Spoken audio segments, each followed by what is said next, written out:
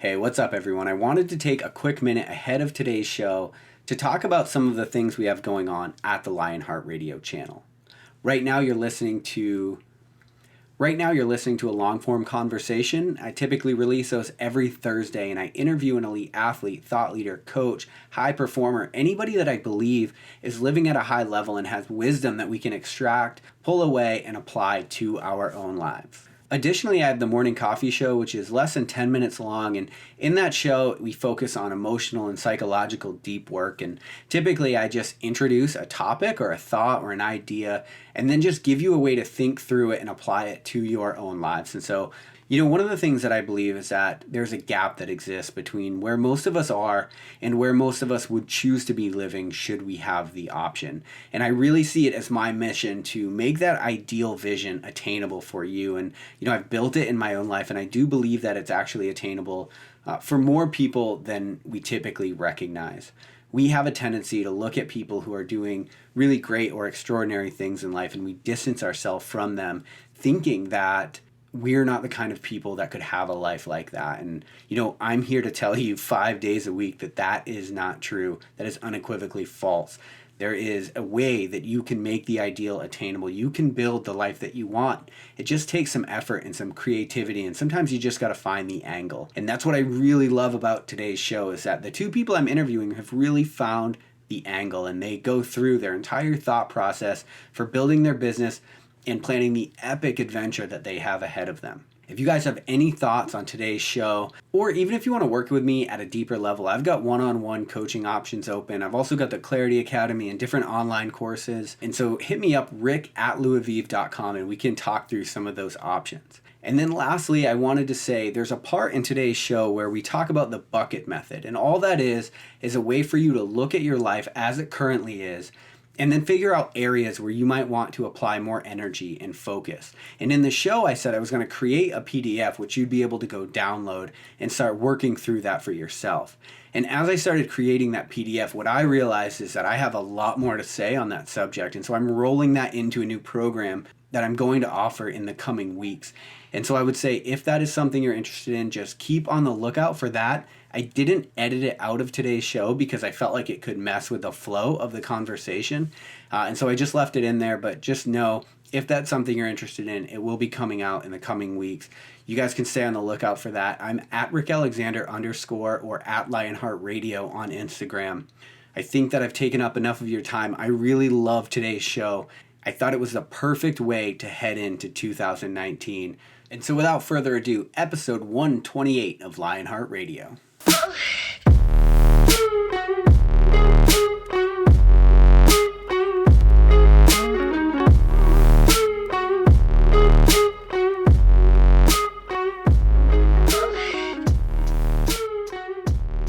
All right, so for everybody that has been following the Lionheart Radio progression over the last, we'll say 6 months or more, has probably caught on to the fact that a lot of this messaging is focused around the idea that there might be something that you want for your life that a lot of other people don't necessarily understand. Or maybe they understand, but they don't necessarily have what it takes in order to get the thing that they actually want in this life. And so what I think is unique about both of you is that not only are you doing that in like the professional sphere and what you're doing for your career as you're both like leaving corporate America, and we'll get into that, but have started this nutrition company, but you're also like completely going nomadic, as I understand, right? Yeah. So what I want to do is talk about a little bit about, first of all, hold on. So you guys, you live in San Diego, for the people that are listening. You both had corporate jobs and you're sort of just living, just doing what everybody else is doing, right? And so what was it that made you decide that you would want to even consider living on the road? Yeah, so we've always talked about living life differently. And then I know for me, every couple of years, I'm like, all right, what can I do next? I need a change. I lived in Virginia, and then I moved to Kentucky, and then I moved out here, and it's like, all right, ready for something new. And I feel like you're kind of the same way. And we just didn't see the 9 to 5 for the rest of our lives, the white picket fence where, okay, you get married, you have a kid, you buy the house, and then you buy the car, and then that's it on repeat. So I know that was a big trigger for me, and we've talked about it, and we're like, all right, we want to change it up, do something different. And I went to Malaysia, Cambodia, and Vietnam last year, just on a trip with a bunch of girlfriends. And Vietnam was so cool because had so much culture and it was so different, specifically in Hanoi, but still had a standard of living where you're not, just going outside every night to go to the bathroom. Right. And had, coffee shops and Wi-Fi and everything where we can take our businesses there.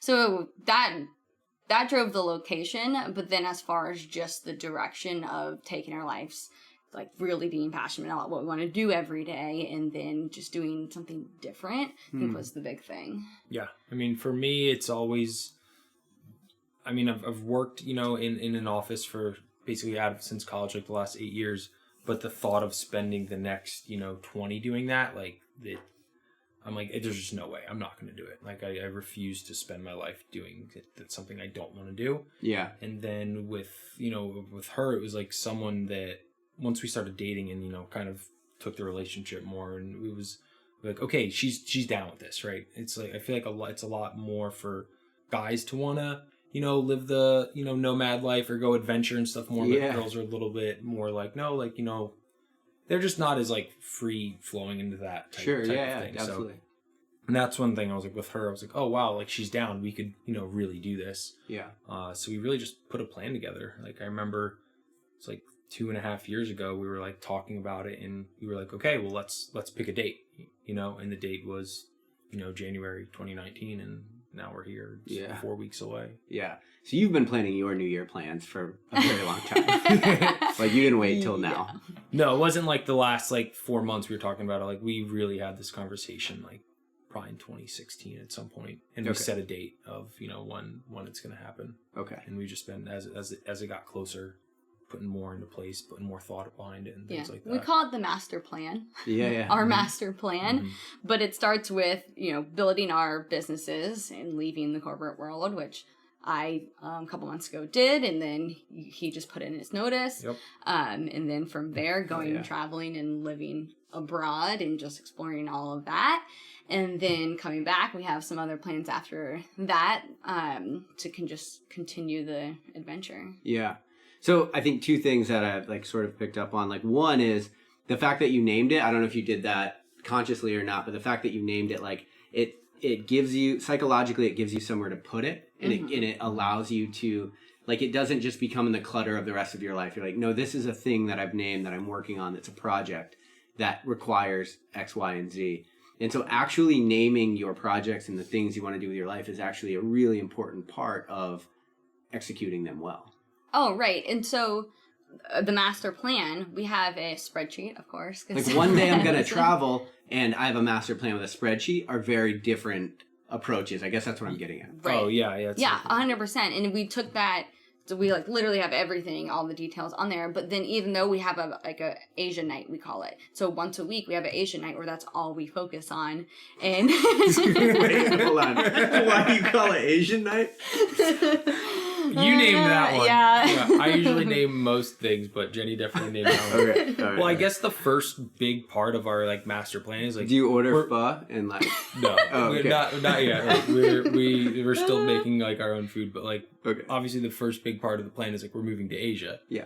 So certain things aren't as pivotal, but first thing, we need to get vaccinations, right? You can't just get your vaccinations the day before you leave. So certain things like that, we needed to push out a couple months. So we named it Asian night. Yeah. Yeah, but to your point, it's the same thing of saying, oh yeah, I want to move to, somewhere one day versus okay, we got the master plan. We're meeting every, we freaking live together and we're no, we have nights where we meet. Super we put important. it in our schedules. Right. And schedule it out. This night. Yeah. Yeah. And that's focused work on that thing. Yes. Right. Yeah. Okay. Yeah.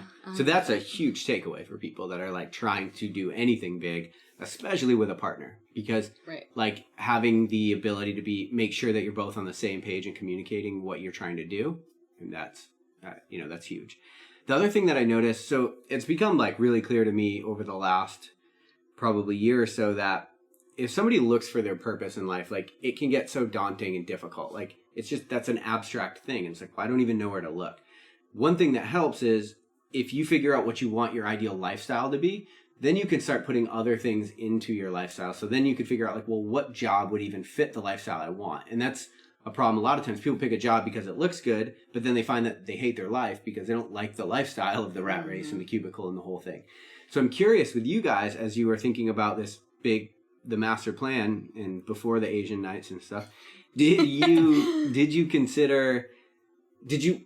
businesses you started, were those a byproduct of wanting to live this lifestyle, or what was the order there of things?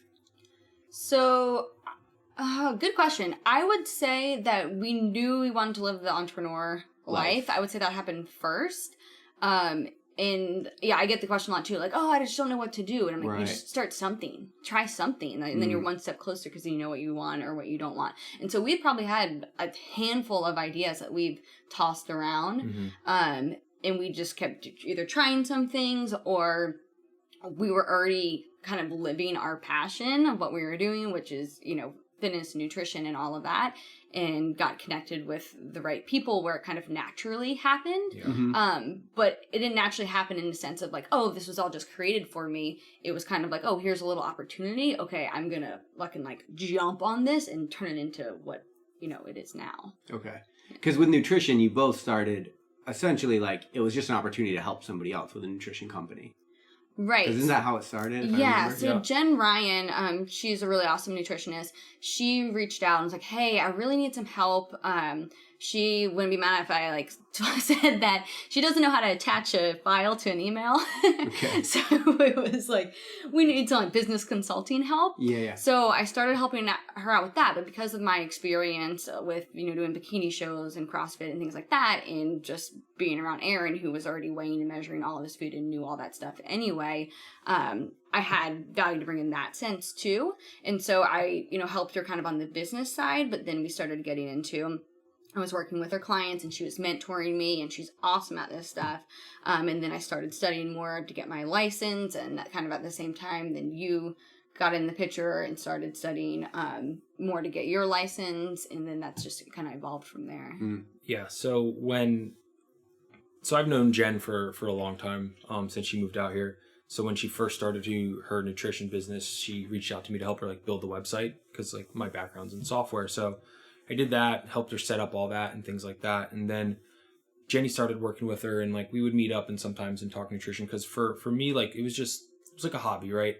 I read a lot of the first kind of flexible dieting books when RP first put theirs out, and it was just something I could nerd out on. I liked the data side of it, and it was came easy to me. Okay. And then as Jen's business started scaling, someone posted about her on Instagram. Someone with Lauren Fisher. Yeah, shit tons of followers. 500 emails came in overnight, and she panicked. It was help! Can we write something? So I remember we were in your room one night, and I wrote a bunch of code and connected it to her Gmail account to parse all of her emails and dump them into spreadsheets, so that she could have a sane way of going through a system of going through, instead of just her whole Gmail just completely backed up with 500 came in that first night, and then a couple hundred more came in over the next couple days. So that was the first, I guess, catalyst part of really getting into it. Right. So something you mentioned there, I think, is also another huge takeaway for the listeners. When you're staring at okay, whatever I'm doing isn't working, or there's something I want to change or something I'm unhappy with, but looking at the infinite is how do I figure out where to start, right? And start something is good advice, because through it you kind of figure out what you do and don't like. However, I started something many times, and it was a really painful process to get where I am now. Mm-hmm. One of the things that you brought up was, I love this. I'm already nerding out on this stuff. Mm-hmm. So one of the things that makes it's become clear to me that makes a really good business owner is someone that nerds out about the product, because you're always going to be the person that helps evolve it and push it, and you're never going to be okay with just leaving it exactly how it is. Yeah. Right? So with supplements, I love the product that I created. However, I'm not the kind of person that nerds out over the chemistry, and I'm not trying to fix it. I'm not and so that I don't have that pull to do it. So I do think for people that are listening to this, as you think about what you might want to do, to start where you're really interested. Mm-hmm. When I think about the shift that I've made with Lionheart Radio and we've grown, I don't even know, 10x over the last 6 months. but I nerd out over psychology. Like I watch lectures every single night almost for hours. And so I'm always sort of in that world, and that positions me to provide the best product for the client. Yeah. And so I think for you, that is like a really good insight that you picked up on or didn't. But the fact that you're like working in this area that you're super interested in, for the people that are listening to this, like you should start where you are really passionate already. Mm-hmm. That way the grind doesn't feel like quite as much of a grind. Yeah. Yeah. One thing that I say is like, if no one's around and you have the day off, like, what are you going to do? So like for me personally, Perfect. like if she's gone for the weekend or like I'm not working, like I'm going to get up, I'm going to eat like a bunch of food, like a bunch of carbs pre-workout. I'm going to go like smash the gym and then come home and eat more food. Like, Yeah. so And you know what that food looks like. and I know exactly what I'm eating. Like everything's a plan. So it's like, I genuinely love doing that. Yeah. So it was easier for me because like that's how I live my life. So moving all of like my, you know, my energy and everything I do in one direction is it just feels good. It feels natural and it doesn't feel like I'm working really. Right. Yeah. Yeah. And also I think having that thing, once you figure out that thing that you are passionate about working on, one of the really important things is it allows you to say no to other things. Because as a business owner, there's a million things you can do that you might not do. And I don't want this to turn into a whole like entrepreneurship episode, but just there's a million things you could do. And so I used to say yes to everything because I'm like, well, I want to make more money or, you know, whatever. But like, you know, we talked pre-show, like I'm terrible with diet. Like I'm terrible with counting it. I hate it. Like makes me just visceral reaction, right? But so now when clients are like, can you help me with like nutrition? I'm like, no, like, no, I am not going to be the best person for that. In fact, I'm going to be awful, you know? I think that goes into goals though, because prioritizing your goals, right? Because I know I've gotten this before where I'm like, oh, I have like 10 goals that I want to accomplish in the year. And what I'm realizing even now is my goal on my like fitness goals right now, or is it on my business, right? And every single day I'm having to make a choice of, am I going to like, oh, I've got an extra hour, you know, am I going to research new like gym stuff or, you know, new whatever stuff, or am I going to research stuff for my business, right? Yeah. So you have to I feel like you really have to narrow it down to one big goal, and then you can have second and third place goals, right? But that's how they're going to rank, and you got to expect the outcome to look like that too. Yeah, that's really good advice. So I guess this is like a good time, since the listener knows a little more about what you guys are up to, like going into the new year. Just, you have clients, you have, you know, you've made this big transition. We'll start with you, Jenny, from the corporate world into full-time entrepreneurship. What is your mindset like as you approach this time for the new year? Maybe for you or for your clients, like what are some of the mindset things that people should be thinking about just as they look to 2019? Yeah, I think the biggest thing is people always come up with, you know, 2019 goals. This is my 2019 goal. Yeah. And really understanding that it's not really the goal you're after. Like, you have to become the person who has that goal. And that's totally different when you look at it from that perspective. So, for example, I want to lose 10 pounds. I want to lose 10 pounds. Well, if you wanted to lose 10 pounds, you would have already done it, right? So why is that your 2019 goal? So it's really becoming the person who loses 10 pounds. And so what that might look like is that person really likes going to the gym. That person gets excited to meal prep. That person is looking up new recipes or new workouts in their free time, right? That person's very different. That person is motivated, right? Like, that person's very different. And so that's who you're trying to become, because that's going to guarantee you get the results, right? And you reach the goal. So it's definitely more of a mindset shift and like a character shift versus just, I have a new goal, right? Because come January 1st, right, you're not going to be any different, right? You're going to be the same person. So how are you going to get these different goals without looking at it from that perspective and really like changing who you are and going after that person? Does that make sense? Yeah.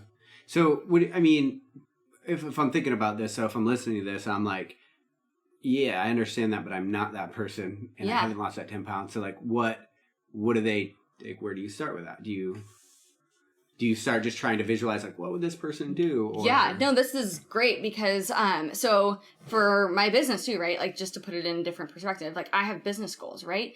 Every single morning I wake up, and I've actually assigned my clients to this for nutrition. When I wake up, I have a whole morning routine, but I visualize my future self who has accomplished that goal. Like, I don't just visualize like, okay, what, you know, the big business they have and how it operates and, you know, all of the business side of it, right? But I visualize who is that person. Like, she's a fast decision maker, right or wrong, she's making quick decisions, right? And I visualize myself doing that. She is a very like structured day, like put it in the calendar, like it's consider it done. Yeah. Right? Like all of these things, like even like how she's like dressing, right? Like how she communicates with people, how people look at her when she walks in her room, all of that. Right? So when I leave that, you know, 5 minutes of just visualizing it and everything, I'm pumped up, right? Because I'm like, dang, like badass, like ready to go. Yeah. And I'm so motivated, and I'm getting closer and closer and in tune with that person that I'm becoming her, right? So then the next like actions I take throughout my day are coming from that place, which is my future self, right? Does that make sense? Yeah, that's dope. So I like that. That's goes. I don't know if I've already released this morning coffee or not, but that's very similar to one that's coming out this week. Oh, cool. But by the time this comes out, it'll definitely be out. But one of the things I put in my corporate talk for this year is like, you know, you have the ability to author situations before they happen. And that's specifically like, that's almost what you're saying. It's like, before you go into a sales meeting or sales call or whatever it is you do, how would the person that closed that deal act? Like, who is that person? Like, who do you want to be in that moment? And so the more you can think about that, the more, because, you know, 95% of what happens to us throughout the day, our thoughts, the way we act, our actions, all of that, 95% of that is completely, it's our adaptive unconscious. And so it's happening without our awareness.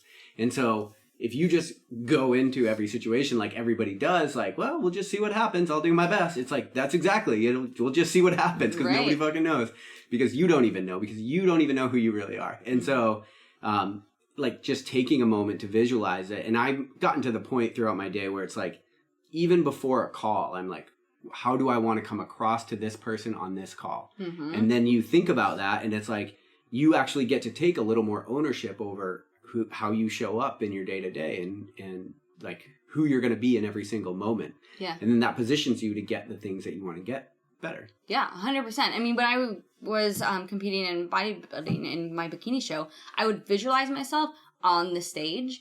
And when you visualize yourself, you don't realize it, but it creates feelings in your body, right? So that created like excitement for me. I was proud, like all of those things. And I tell my clients to do something similar, like, okay, you want to lose 5 pounds or 10 pounds, whatever it may be, but like why? Like what's that gonna give you once you get there, right? They just think they want to lose 5 pounds, but then when they start like visualizing themselves like putting on the clothes that they're trying to, you know, every clothes on and it fits good and it looks good. They walk by the mirror and they feel confident. They walk into a room, they put on a bikini, like the whole thing. Like, visualize all of that. Okay, and then think like, how does that person spend their day? They're probably excited to talk about nutrition, right? Yeah. And so it's really like building excitement around every like piece around that, right? Yeah. Like I really like talking about like meal prepping, like what's your routine, like what's your schedule, all of that, right? Because it's all part of it. And so just make it like, almost like you gotta become obsessed with it, but in a very like positive, like energetic way, not in like a controlling way. Yeah, I think it elevates the normal stuff you're going to do anyway, but it elevates it in your mind so that you show up how a high performer would show up in those things. Like high performance is just, it's not an accident. Right. Like and for people that it are, it's like you lucked out. But for most of us, you know, like you brought up the fact that when you think about something, it produces a feeling. So a feeling is a very functional, intuitive thing that you get in order to navigate the world. Yes. However, what's interesting is your subconscious produces feelings. And so if you walk into a room, let's say we'll go in a sales call meeting, you walk into a room and this guy has a color on that you associate from some past memory with a bad experience, you're going to produce a feeling that's going to be negative. And now your interaction with him is going to be at odds with how you'd really want it to be, because you want to make this guy feel like he's the center of the world. You're trying to sell him on whatever you do.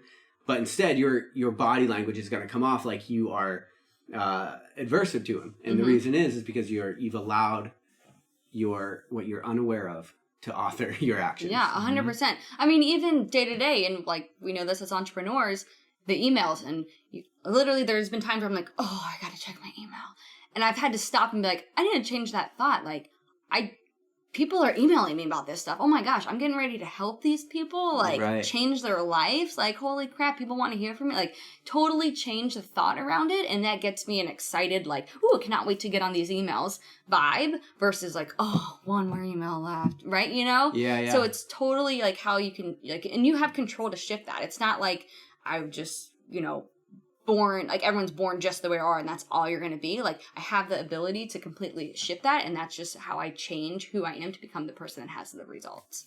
Yep, I like that. All right, so I think what we'll do is, since we're sort of extrapolating on different points, like we'll just go to you. We'll talk about like one more thing. We'll just sort of cross around like that. Yeah. So mindset stuff as far as heading into 2019. I mean, mindset things is for one thing that I really like where we change a little bit differently is I try and put my things in front of me. So I'll like write my goals down and like tape them somewhere that I'm like walking past. You know what I mean? And then going back to like the data driven thing. So I'm like, okay, if my goal is like X, for a lot of people, it's like losing weight, right? Yeah. Like, okay, I want to lose 20 pounds in 2019. Like, what does that look like from a breakdown? Like month to month, I should have picked a number that was easily divisible by 12, but you get what I'm saying. Yeah. Right. So, because you don't want to get like halfway through the year and realize like your goal, you're now like behind on it. But you're like, okay, if I need to lose a pound a month, like now that doesn't seem that difficult. You know what I mean? Yeah. So when you like break things down into like manageable size chunks, they're a lot more easy to like be actionable on, as opposed to like when you just push something down the road and it's this large number, you're like, oh, I can get there. But when you need to like make action like weekly on it, it can be, you get a lot farther. You know? So you're much more data driven. It's more easily for me to like visualize those things. Yeah. The mindset stuff that, from her is like, I've learned a lot from her too with that, because those are things that aren't as like natural to me, but I do, it's been a lot. It's become a big game changer for me too as well, especially the visualization. Even something like this, like having conversations with strangers and like things like that, where, that was like 8 months ago. That would be like I'm not going anywhere near that, Right. But same thing. In order to achieve my goals and become that person I want to be, I need to start visualizing those conversations. What is it going to look like? How am I going to enter the room when I don't know people? Right. Because for me, like last year, those were things that I would stray away from, like 100%. Like super uncomfortable. Super, super uncomfortable. But in order to get, where I want to be, to become the version of myself that I want to be in order to be successful, like I need to start making headway on these goals even for myself. Yeah. And that's the thing, like you have to. Like you were saying like something about, you naturally have some strengths, but they're probably not all the ones that you need.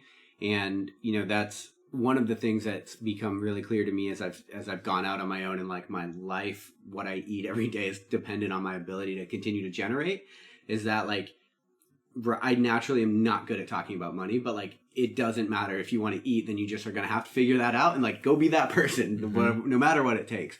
I like the idea of talking about entrepreneurship as like a forum for action, because it is such a high stakes game. It like forces, at least what I've noticed, it forces you to elevate the parts of you that you typically wouldn't. I think one of my questions for you, I've worked through some of that stuff before. Like I would write on my bathroom mirror and stuff. When you write your goals down, how do you keep them from not just blending in with the background noise? So like if you write them down and walk by them every day, like for me, when I've done that, I've realized like, oh shit, that's been up there for 3 days and I haven't looked at it once. I'm the same way. You're so detail oriented. So that's something that's different. It's like, I'm extremely detail oriented. Like when something's on the wall, like I can't. I'm not. So that makes sense. I have a hard time like turning things off. You know what I mean? So like one thing, like I don't know if you guys picked up on it, I just had to flip my phone over because it was going off and the light was like, even though I'm looking at you, I can see that light going off. Yeah, it's pulling. So it's pulling me away. So things like that's like something that I'm just like more, natural at. When I write something down, I'm going to look at that thing. Like when I'm brushing my teeth, I'm going to sit there and stare at it. So those are things like that, or it won't blend in the background for me, especially because it's something that I know that I want. And kind of what we talked about, like projecting that into your like subconscious by sitting there and reading it. If you read that, even if it's like 3 phrases, right? And you read those twice a day when you're brushing your teeth, sitting there, like eventually you're going to think about them more. Yep. You're going to sink in. It's not like January 1st, I want, goal 1, goal 2, and goal 3. And then you don't think about it again until like January 15th. If you have it there, you're seeing it at least twice a day. Yeah. Yeah, and man, we're going to talk about some of this in the Clarity Academy, but one of the things you talk about, like, mantras is essentially what, if you have a goal and you read it down, it essentially becomes a mantra. Well, in the motivational space, like, I just think the idea of a mantra is it's overused and it's not understood necessarily like how it should be understood. But this idea that you can sort of put thoughts into your mind, and then the important thing is that as you do that, what happens is you actually become more aware of the opportunities associated with that thing that you put in your mind. And that's like where the magic happens in a manifestation. It's like, it's not the secret, right? The secret is like, just say you want it and the universe will make it happen. Like, that's not necessarily how it works. How it works is you say you want it, but you put it into your subconscious through regular programming, and then through no fault of your own, you end up looking for opportunities. It's the same idea when you buy a new car and all of a sudden you see that same car everywhere. Right. It's because of the selective attention in your mind, you've associated that. And so it works the same way with your goals and the things that you're trying to do. It's like, if you keep it in the front of your mind, especially if you do it every single morning, that's super, super powerful for selective attention. But essentially then you go throughout your day and it's like, you're going to look for associations that are going to make you better at that thing that you wouldn't any other way. And that's like, I think it's kind of interesting because everybody, even though these are being attacked from different ways, it keeps coming back to this idea that you're like not leaving your fate up to chance. Mm-hmm. Yeah. Right. That's like one of the big things I keep getting. Yeah. The mindset thing is crazy, and with me, like when I write it down or whatever, like it becomes real now. It's outside of my mind, like through the medium of me writing it. It's like physical now. Yeah. And then when I reread it back, it puts that same projection back into my head via like a different medium with that, So right. instead of it being in my mind as a thought, it's a thought, I write it down, it has a physical presence now, and I'm reading it back in. So it's more than just like that one thought you have of it. Then you start telling people, right? And then you start talking about it. And then that opens up a conversation. They tell you that they know somebody who's doing that. And then you talk to them, right? It's just what you said. It's like making the thoughts come to life pretty much. Yeah. And the fact that, this is an interesting thing. It's like you talk about like telling the universe what you want. Well, if you leave everything to chance, if you don't have these practices where you are getting clear on what it is you want, like really taking time out of your day to do it, well, even if the universe wanted to give it to you, it wouldn't be able to because you don't even know what you want. Like, you don't even know who you're supposed to be in that situation to get the thing that you want. And so there's no way that any kind of powers that be are going to help with that process. Right. And, a lot of this is like, it sounds kind of woo-woo, like you just start talking about the universe. But what I've noticed just from writing this last book is that actually, no, all of these things, there's like very psychological significance tied to every single one. Like there's a thought pattern happening in your mind that is actually changing this thing. And so I think it does get, I don't know, it gets like overplayed in the motivational space. But you can't dismiss it all because these things are really important. Like the idea of goal setting, like I think that's what I want to kind of get into next. The idea of goal setting is so overdone. It's just like everybody talks about goals, but there's no specificity around it. Mm-hmm. So I wanted to kind of get into some of your process at like, how do you look at cutting down big goals versus smaller goals? Like, what does that all look like for you? Yeah, so I actually went to a business retreat in Cabo a couple weeks ago, and that was super powerful because we planned out the next 3 years and really dialed in 2019 from a business standpoint. Cool. And so I had tons of takeaways from there, but it was really also focused on the mindset of it and really emphasizing that your mind is going to create all this or stop you from getting all of this. So the first takeaway I had is that we try to overcomplicate everything, right? So she even said like, all right, give me your 2019, goal. And I'm like, okay, well this month. And I'm like, got like 5 sheets down. And she's like, what are you doing? It should be like 2 numbers and that's it. Like that's what and everyone, like we all were trying to like completely overcomplicate it. So first, like once you find that goal, right, like simplify it. Like how can we just make this super simple? And then she's like, all right, divide that by 4. You got your quarters now, like ready to go. I'm like, oh, cool. So I've like never felt so confident in my business going into next year because I know exactly what I'm going to do every single quarter. I've narrowed it down to be one thing that I'm like can focus all my energy in and make it really, really good for everybody. So I'm super pumped about that. So that's the big thing, is like making it super simple. The other thing is there's things that are going to pop up, right? There's going to be obstacles. There's going to be problems, all of that. So she actually made us list down all of the reasons why we wouldn't hit this goal, all the things that are going to come up, or why we're not going to reach this goal. Super powerful. Yeah. So, I mean, we had to list down like 20 different things. So we spent, an hour doing that, right? All these different things. Yeah. So then we come back, we had to write out a solution for every single problem. So it's like, holy crap, anything that is going to go wrong next year, I've got a solution for it. Like, I've got the answer. Yeah. A really good example, kind of funny example, is one of the girls there. She, I guess, lives in an area that has lots of lice, and that's common. So she is like, my kids get lice randomly like 3 times a year. It's crazy, and it takes so much time, and then I can't focus on my business. And so she said, all right, well, how much time does it take? Like, what's all the details of it? And it's like literally the hours map up. It's like a full week. And she's like, oh, you get it 3 times a year? Okay, that's 3 weeks. So you need to be ahead of your business 1 month at any single point in your business. That's a good point. Yeah. So she's covered now, right? Yeah. So that happens. It's almost as if it's like part of the plan. It's part of her business plan now. Right. So like for me, I know I'm going to need some type of system, some type of platform that integrates a bunch of my stuff, right? And I was like, oh, I'm going to get stuck on like which one to choose and having to figure out, like, I just know I need it and I don't know how to find that, blah, blah. And she's like, okay, well, how long is it going to take you to figure out how to choose which one, or like find one, right? And I'm like, okay, well, 2 hours of research, 2 hours of test, 3 hours. I'm like, oh, 10 hours. She's like, all right. So map that 10 hours into your schedule in the next couple of weeks, and then you've got that, right? It's like, yeah, very methodical. Yes. So it's like listing out every single obstacle of why you're not going to reach your goal, then listing out for every obstacle the solution of how you're going to overcome that. So that was huge. So that kind of goes away from your question, but those were 2 big takeaways I got from that. And then as far as like more tactical of how I look at goals, and this is all in all of my nutrition programs, and these are my 3 guiding principles, but I think it can be applied to everything. So it's knowledge, application, and mindset.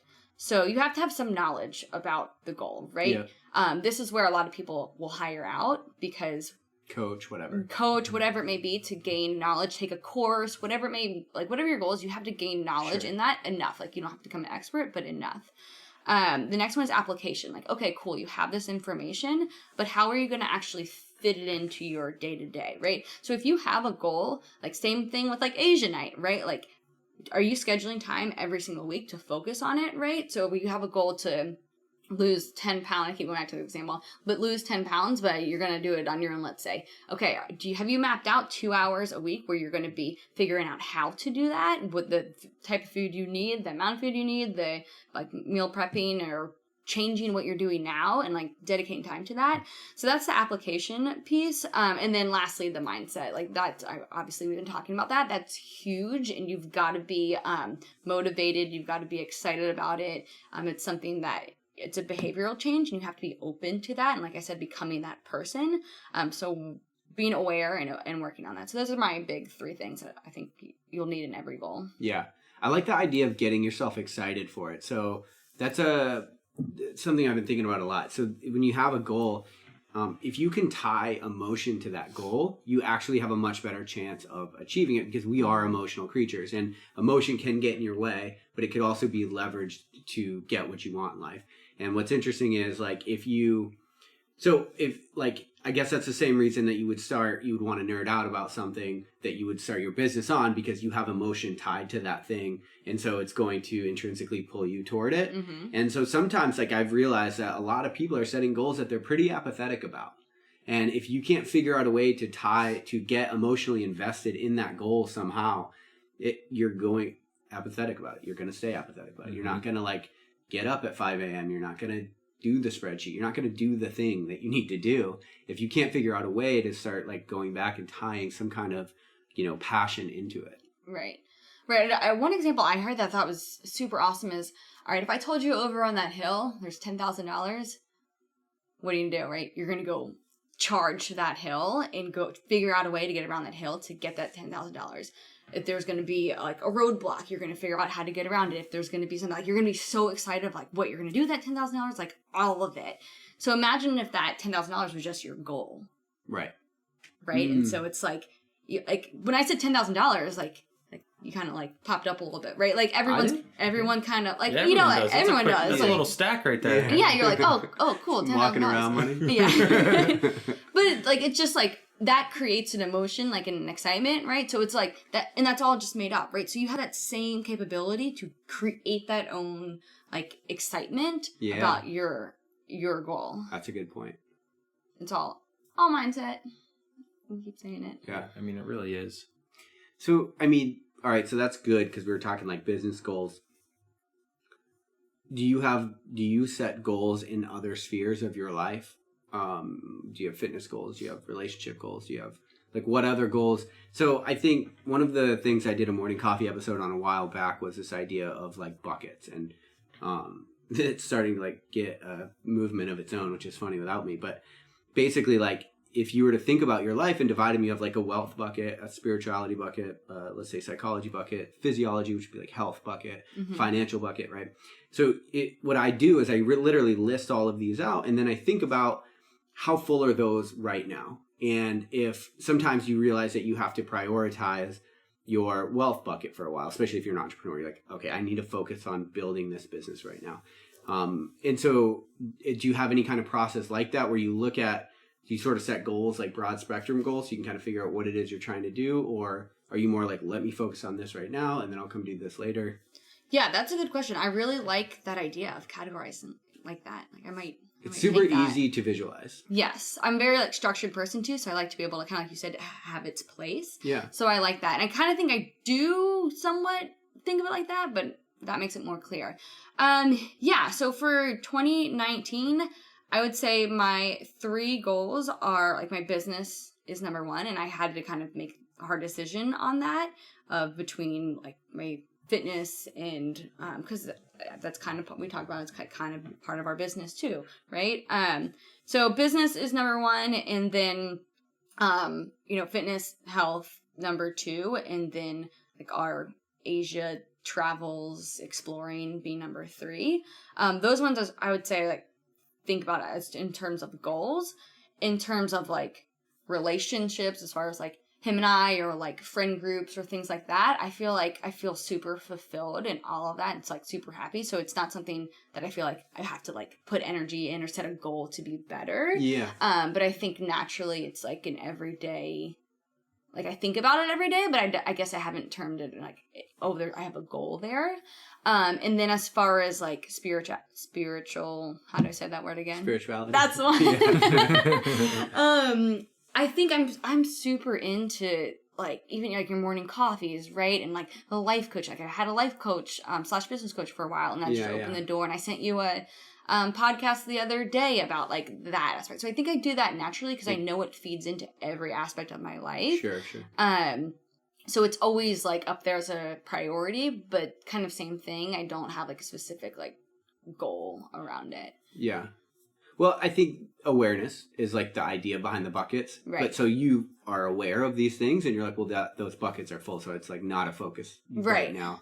One of the things that I had a coach do for me, and I think this is super potent, is he essentially like asked me like, well, what are the things that you value? And I was like having trouble figuring them out. And I was like, well, I value, I don't know, like friendship, I guess. And I value whatever. And he's like, okay, so he said essentially like, let's look at your bookshelf. And then we'll look at your bank account. And then those 2 things will basically tell you what you actually value. Because you will spend time, and you will invest time and money into the things that you actually value. Mm-hmm. And so like one of the things he brought up for me is like relationships. He's like, you value relationships. And I'm like, yeah, of course. And he's like, oh, so do you spend a lot of money improving your relationships? And I was like, no. He's like, well, do you read a lot of books on communication and how you, I'm like, no. He's like, so are you just expecting that the world's going to know this value? And so that's super important. Like, that's one of the things where like values are huge, and we'll talk about in the Clarity Academy, but it's like this idea that you can't just expect that these things are going to be, you have to draw awareness around all of the different components of your life. And if you neglect one, do so under your own volition, knowing that I'm building this right now and that, I'll be circling back to filling this bucket later. Yeah. And that's like setting the expectations, right? Where I really want to, like, I have all these like fitness and physique goals and like, I've thought about new shows and things like that, but I'm going to have to like knock that down because business is my priority right now. Yeah. And then we have these plans like to travel and all the things, right? So that's just, I have to set the expectation. Yeah. Yeah.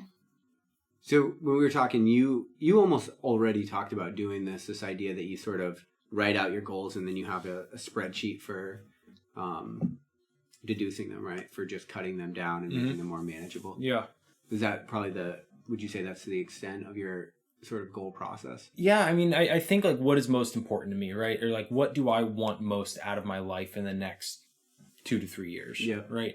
And then I think, okay, what do I need to do in order to start making headway on those? Yeah. And for me, like I'm the putting them down and then breaking them down makes it more manageable to me. Because like say you have some like really big goal, right? Say you want to make whatever, like 500K next year, something big. Yeah, like, yeah. And you're like, okay, what does that look like? Okay, if right now in my business I'm offering like this product or this service and it's X amount of dollars, and you're like, okay, oh wow, well that's only, my math's gonna be completely off because I'm just gonna make it up, but that's like 200 people over the year. And you're like, now when you think about that, you're like, okay, it's 200 people over 4 quarters, that's 50 people a quarter.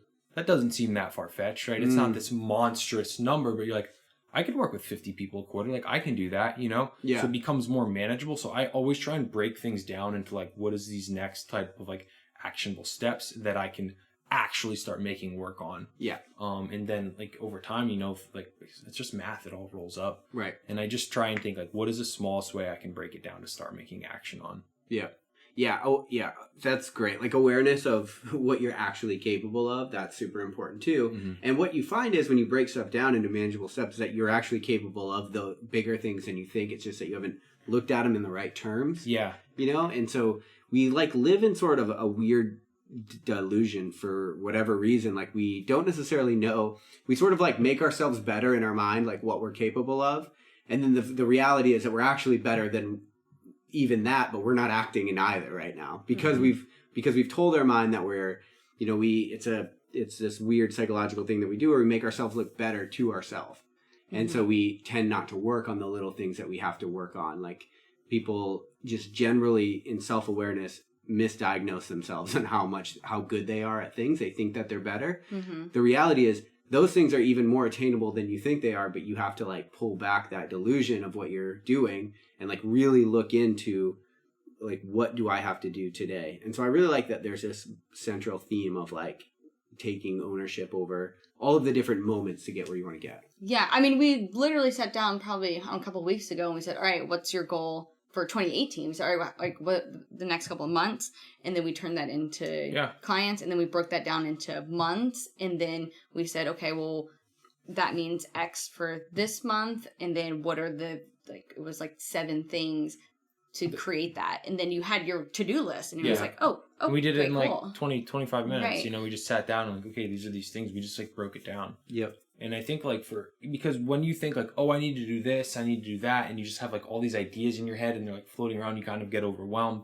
When you write everything down and break it down, you're like, okay, this week I need to do 2 of these 7 things. And then the week after that, I do another 2. Mm-hmm. And you're like, okay, like I'm making headway. You get momentum rolling. Like getting the ball rolling is huge. Like getting those small, quick wins really helps because it's like you get some confidence in yourself. Like, okay, I'm making room on this. Like I can do this. Yeah. And just breaking them down and getting that ball rolling is really like that.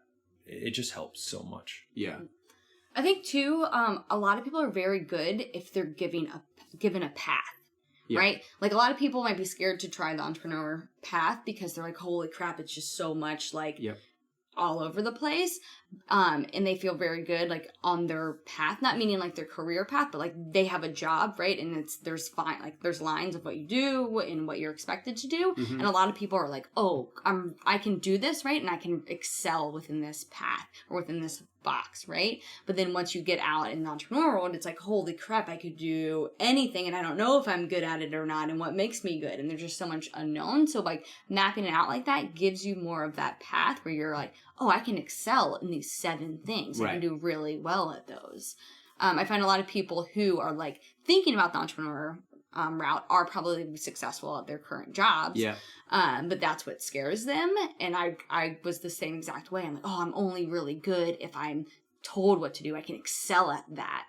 But then creating that path for myself helped a lot because now I feel like I'm almost like, it's like I'm reporting to Jenny. Yeah. Right? Like, and I want to make sure I did this really, really well. You gotta keep Jenny happy. Gotta keep Jenny happy. No. Man, okay, so that's great. This is, man, we'll just drop a Lionheart exclusive. So, one of the things I've done is I've like divided essentially all of humanity into 2 archetypes. So there's sled dogs and there's artists. So an artist can take a blank canvas and make it whatever, right? But a sled dog, I'm a sled dog, like, I need a path. I need to know like a couple things. I need to know where we going and when do we need to get there. And other than that, obstacles, like I'm the guy that can figure that part of it out. But if you give me a blank canvas, I'm like, I don't know. Like, what do you want me to, like I'm not a paint by numbers. I'm a paint by numbers guy. Yeah. And so knowing that about yourself allows you to set your environment up in order for you to succeed in that thing. And so for the longest time, I was treating myself like I was an artist in the entrepreneurship journey. And like we were talking about structure, I would take leave from the military and I would try to work and I'd be like, I'm all over the place. Yeah. No idea what to do. So understanding the kind of person that you are, like it allows you to add constraints around your environment to set you up for success. 100%. And are you familiar with masculine and feminine energy? Yeah. So it sounds like the exact same thing, right? So knowing, are you more masculine energy or are you more feminine energy, which would be more of like the artist type, right? Yeah. And so understanding like your percentage breakdown, so then you know how to operate. Do you have like a percentage to yours?